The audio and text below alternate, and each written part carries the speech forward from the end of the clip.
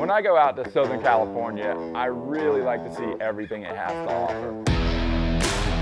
Well, it's that time of year again. It's the middle of summer here in Southern California. Good school right here with some fish up higher too. Their tuna fishing is world class. Let's go. Oh man, come on. If you've watched this show probably more than once, you know that this is bluefin season. They're right here, dude. Oh my God, look at the size of those fish. California, San Diego also has some very, very good inshore fishing. Oh my God, look at how many yellows are on the screen. There's been a really good yellowtail bite at the Coronado Islands. Oh, I was just trying to keep them out of that kelp. Look at how pretty that thing is in that water. Like in the Keys, we have our inshore fishing. Near shore to the islands, the shallow reef. California has their version of it, which is the Coronado Islands. There we go. Nice, Retchie, nice. The Pacific is pretty much deep water everywhere. Unless you get close to one of these seamounts, these outer islands, that's when the water starts to shallow up a little bit and give you a little bit of structure to fish. The bite has been so good that I figured, what do we have to lose? It's so close to home. It's just a half-hour run. Let's go over there. Let's check it out. Feels like a good fish. Un yellowtail. Yellowtail.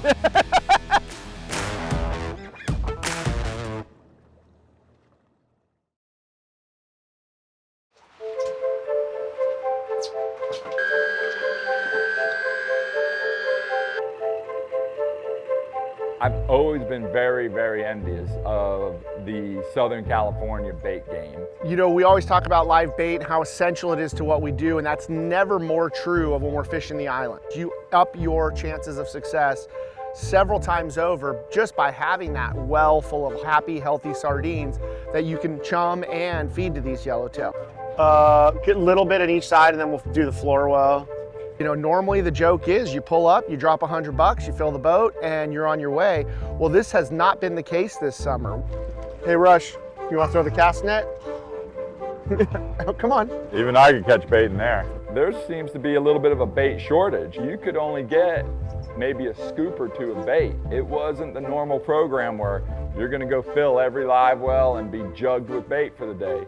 This was a different game. There have been days where we don't get sardines at all, or weeks even. It's really a different time in Southern California here. I really didn't grasp it until we pulled up and they were actually cutting us back on the amount of bait we could get. They're rationing the bait, huh? This is the first time since the early 90s I can remember. I mean, they went weeks and weeks without bait. Man, it's really hurt. After a long day of travel, we like to get in, settle in a little bit, and just do a little bit of day fishing. There's a bunch of bait rods there. Let's just put a couple back and walk them around in here. See if one doesn't find us. For day fishing is the Coronado Islands. It's a short run out of San Diego. It really offers some great fishing. Today we're gonna fish the Coronado Islands, which we've done a bunch of times before. We've got a really good yellowtail bite that's been going on for a couple of weeks. It's petering off a little bit, you know, it kind of ebbs and flows, but there's still some fish around and some really good grade fish. Really nice 30+ pound yellowtail. So hopefully we can find a few of those and make a day of it here. Fishing the Coronado is pretty simple. You pull up to the islands, you start to meter around, kind of get a feel for what's going on, where the fish might be laying today. There might be some party boats already out there. You can kind of see what they're doing. There's a good school right here with some fish up higher too. I definitely have a love-hate affair with the Coronado Islands. There's a lot of really good structure there, and it holds fish flat out. Woo! I got a swimmer there. Yeah. He's a torpedo. Once you do mark the fish, you're gonna trickle a few baits out and try and entice those fish to come up higher in the water column so you could feed them a bait. Seeing if we can find some yellowtail in here. Sometimes it's better to go around slow, kind of slow troll them, cover some ground, you know, but hopefully we'll find them in here. We're gonna take a nice, big, lively sardine, fish them on like a 1 or 2-0 circle hook. We're slow trolling around or drifting. We're gonna put one long, one short, maybe one intermediate with very light drag, clicker on if we're walking away, or I prefer to hold the rod. That way I'm in contact with the line at all times, and I can feel a real subtle bite. Sometimes these yellowtail will come up and just kind of dog bone the bait and start to swim off with it. And I just want to be in contact that whole time and get a good hook set.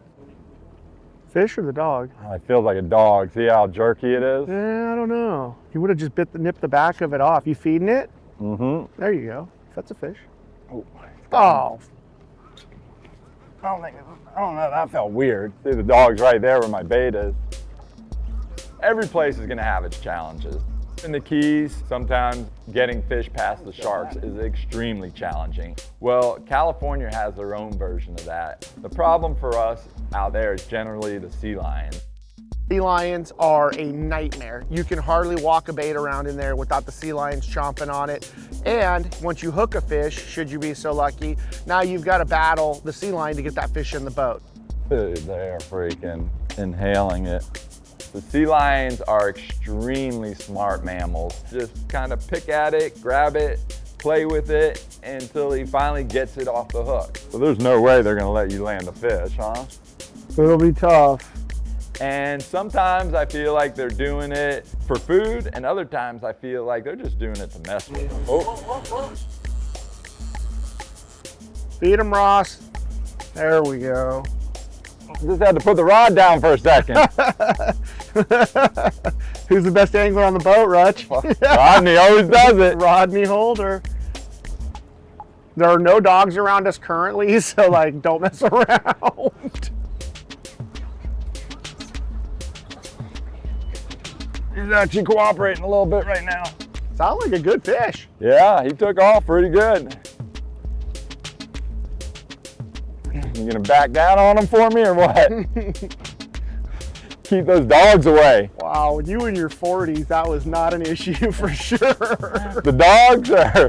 No, the old man. No, I don't want the dog to get him. Oh, there is a dog out Yeah. there. He hasn't seen him yet. I see him right there. There he is. Oh, there he is.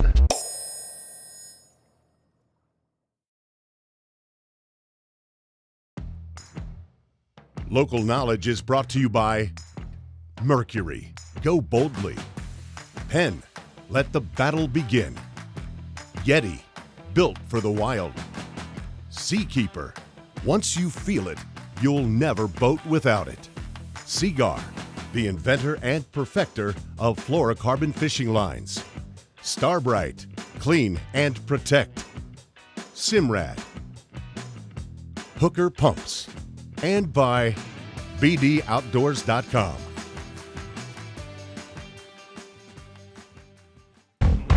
I see him right there.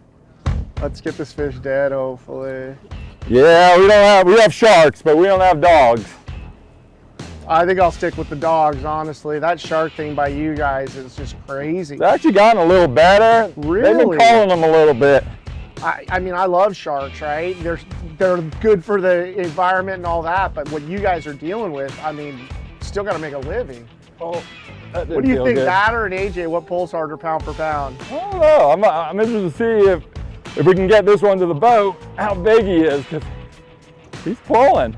You can make a case. It's one of I those. feel like these fight all the way through the battle. They do for sure. Where an The AJs are amberjack, big. real hard at first, gives up a little bit, and then midway through, I'm gaining. Not yet. Oh yeah, way down. He's like 50 feet. Feels like a good fish. He's taking line again. Wow. That's not so bad. I backed off the drag a hair right there and using my... Sometimes you just have to fight through an adverse situation. You have to just keep pushing through it. Eventually you will get a bite, but once you do get that bite, that threat of the sea lion doesn't go away. I'm gonna throw some chum out here, Rush. I'm gonna kind of stun you. Oh, there he is. The bait is just an appetizer. The fish are the main course. Look, dude, eat the easy one. This is a 30-something pound fish, really, really nice one. But in typical Coronado Islands fashion, I start to see those heads pop up out of the water. Unfortunately, there's not a lot of party boats in here Got 'em. today. He got him. Yep. Yeah, right there. Such a nice fish too, dude. Such a nice fish. drives me absolutely insane. California shark. Look at that shit. Yeah, we're working our balls off for one bite, and the sea lion eats them right next to the boat. And he broke the hook. As an angler, you're kind of stuck. You're trying to get the bite from these fish, for one. So you're using light hooks, smaller hooks, and a light leader. When you finally do get that bite, there's not a whole lot you can do as an angler because you can only put so much pressure with a light leader and a light hook. But you're trying to get that fish to the boat as quick as you can. One of the bees. Bonita, barracuda, or a bass. Looks like a bass. Nice one. work, Rush. Nice. Calico bass. Very few anglers from Florida can come to California and do this. Local knowledge hasn't exactly had a great history with the calico bass. Usually when they're jumping like that, it's fin day. On the local knowledge shoots, we just, haven't really come across them, even on the one shoot that we did that we were targeting them. The great thing about fishing is there's always bycatch. Sure enough, here we are fishing for yellowtail, and who makes its appearance? The sea lion didn't eat that. It had to eat my nice yellowtail. They don't really like to eat the bass. Really? Mm-hmm. And they will, but they don't really like them. You're getting all the bees. Look how green they are. Trips me out. How they just mimic the kelp. They change color too. When you get them in the rocks, they're really dark, ghostly white. We'll let this guy go. Hopefully he can make it. Apparently it's the closest thing to a sure thing out there.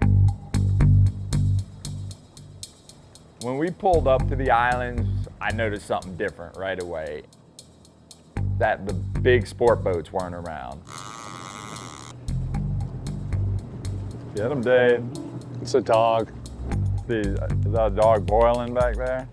Without the big sport boats being there, now we had a big bullseye on our chest. All the sea lions from around the island were just following us. They were just around us the whole time we were fishing. Sea lion. Sea lion candy. Generally, with the sport boats there, all the sea lions get spread out a little bit. You have a chance to land a fish because you might only have 1 or 2 sea lions. When you got 6 or 7, 8 or 10 sea lions just following you around everywhere, you don't even stand a chance. Here at Brass Monkey Sport Fishing, we like to give you that variety that you've been craving, Captain Ross. You can catch birds, sea lions. It's time to make a change.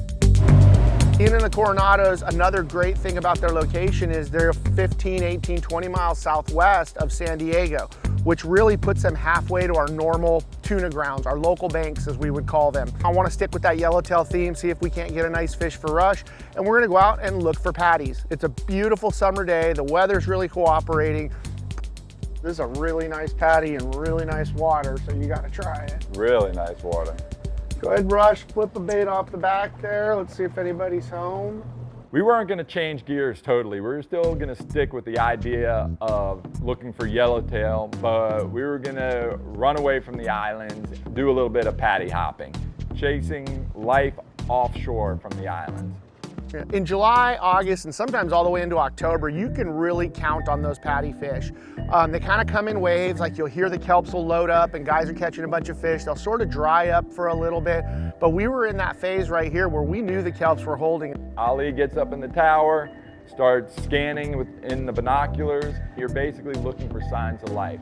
Birds picking low to the water, and we're looking for these kelp patties. Look down in the water towards that kelp, Dave, see if you see anything. Patty fishing for us in the past has been really, really good to us. We've come across patties that have had nothing, and then come across patties that have just been teeming with life. Mahi, yellowtail, bluefin tuna, yellowfin tuna.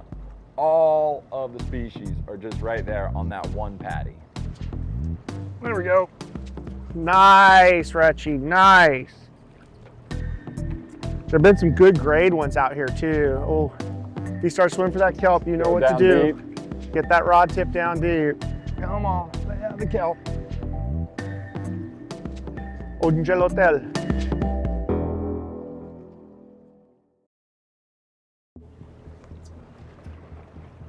Looks like they're clear. Yeah.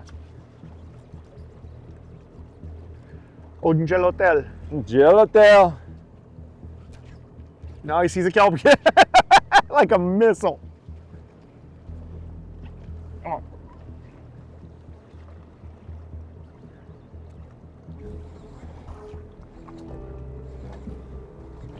Right out of there. That sounds like a good one.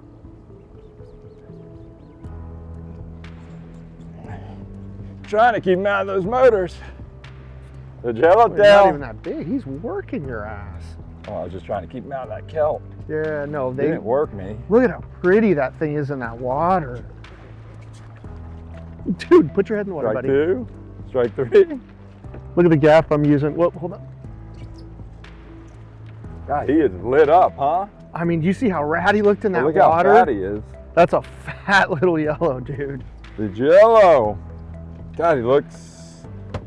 Almost tuna shaped. Yeah. Yeah, I know. He hasn't been missing a lot of meals. I enjoy that kind of fishing because it reminds me of kind of back home when we're mahi fishing and we're up running and gunning, looking for that structure, looking for a weed line, looking for birds. Generally, when you find the right patty, it pays off. Dude, Hamachi, that is one of the brightest, most lit up. he was yellowtail. lit up. Probably that blue water, huh? I don't know if guess. I've ever been out here where I've seen the water this blue. I mean, this looks like back home for you. Yeah, totally. Sure. Very, very blue. Very nice. That'll make some They pull, sushi. man. Yeah. Crazy how hard they pull. I'm trying to keep him out of that kelp. I would have loved to get that one from earlier. That was a real unit. He was twice this size. Yeah, real unit. The thing you got to keep in mind when you're doing this patty fishing is it only takes one. You could go to 3, 4, 5, 10 patties that have nothing and then pull up one that's identical to the last 10 you just pulled up on, other than the fact that it's teeming with life. Big fish. Oh wow, there is a bunch of big fish under these guys. Just pulled up on this little tiny pod of dolphins. I'm like, you know what, let me just slow down for a second, make sure they're not holding tuna, and the meter just lit up. I feel like we're a little late getting baits in them though. Those are big fish. Those are like 60s, 80s, 100s. Look, the bird sees them now.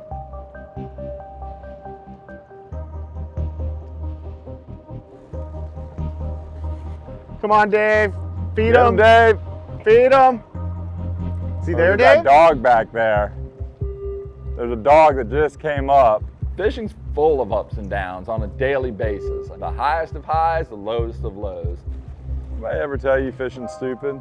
This year has not been easy, man. We've worked for everything. It's time to change our operation and go do something else.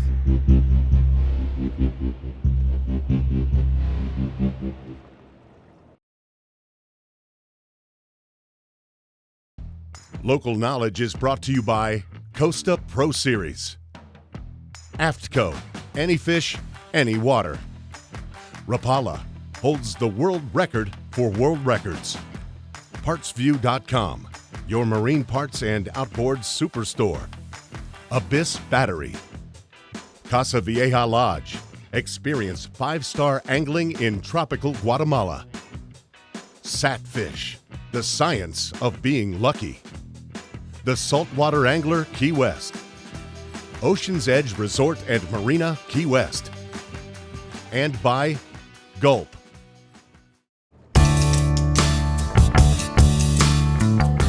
Day one, we tried to keep it close, stay around the islands, but we just didn't like what we saw. We just didn't like the conditions. We knew it was going to be a struggle. The kelps that we did see offshore a little bit weren't teeming with life. You know, after fishing the islands, bouncing offshore, yeah, we caught some fish. It wasn't exactly what we were looking for. Conditions weren't perfect by any means. We know where there is some tuna to the north of here. It's in a totally different area. It's in a different zone and it's a long run. It's 60, 70, 80 mile runs, and just doing a day trip wasn't a good idea. Fortunately, we do have a couple of other tools in our quiver, and I had just the thing to make that run up north make sense. Ali kind of had a different plan. Ali had this new tool in his toolbox, this new boat he had built for a customer of his. He has access to it. Well, The great thing about this boat is it gives us the capability to stay overnight. So that goes down, there's a bunk down there, go down there, you can see it. There's equipment down there. There's like water maker, air conditioner stuff in there, down there, and then a big bunk. I have been running a boat for a guy who's become a very good friend of mine. His name's John Manhan. We had a big center console, but eventually he got tired of the wind and the spray. He's one of those guys who is not a boat guy. He loves to catch fish and he leaves the rest to me, which is a dream. So I kind of got to dream up this boat. Ali had been talking about building this boat for a couple years now for his client. And this boat looked like a machine. It's just a blank slate to build a boat that is custom designed to do what we do most of the time. And that's chase tuna offshore, be able to fish the islands, be able to do it in comfort. And this is a real different boat where two worlds kind of collide. Another kill box under it. You'll dig this too. This is all custom too. This is trash can. Giant aluminum catamaran capable of doing everything a big sport fish can do, but with a smaller profile. It just pumps fresh water or salt water. You can switch it right here. The boat is got all the comforts of a big boat. Kitchen, full salon, you can go, get inside, get out of the elements. It has all the equipment of a Viking in a much faster, nimble, easier to maintain, all business package on the outside, and I couldn't be more proud of it. Yeah, we just marked some good fish, and some of the guys around are catching some. Gonna fish one out of the kite, one down deep, see if we can entice a bite. We're in the If you're gonna come up short, wait. I mean, I can hit that. Let's go. Nice little tuner. We're gonna be able to go out to these outer islands, Catalina, San Clemente. Let's get on the Killer Bee. Let's go do a 2-day trip. We loaded up with some killer groceries, you know, some cold beers, some good drinks, and we started to run up north. You good? Hold on. You're good. We're gonna maximize our time out there. We don't have to take off at a certain time now if the fish are starting to bite to make it home at a decent hour. We could stay out there till the sun goes down, idle into the anchorage, spend the night, get a good night's rest, get a good meal, and start fresh in the morning right there on the fishing ground.